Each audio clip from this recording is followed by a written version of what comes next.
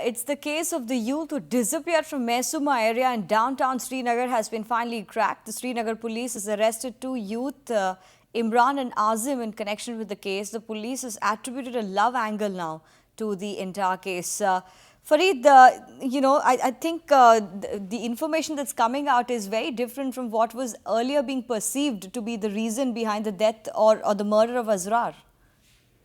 Yeah, absolutely right. It's a big success for the police as they have cracked this case in less than 10 days. And after all the mayhem that happened, people alleging that the police, someone from the police is behind this and is involved in this. And our police has come clean and said that these are two friends of this slain boy Asrar who had conspired, in fact, killed him in cold blood.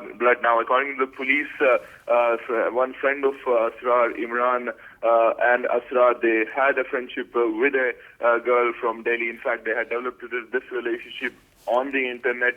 Initially, this girl was in contact with Imran, who is the person arrested by the police. This girl had relations with Imran, but soon she became a friend of Asrar, the deceased boy, and this really created the animosity between the two friends. And after this, Imran really has this conspiracy to kill Asrar, and with the help of his friend Asim from Elahibag, he kidnapped Asrar, took him to his native house in Elahibag, and then with the help of a rod which is used for exercise, he killed him. And of course, he dumped his body for 4 days in the house, and finally he dumped this body in Malkha, which is a graveyard in downtown Srinagar. And police really initially had some clues. They recovered the bike, and after thorough investigation, they came out with this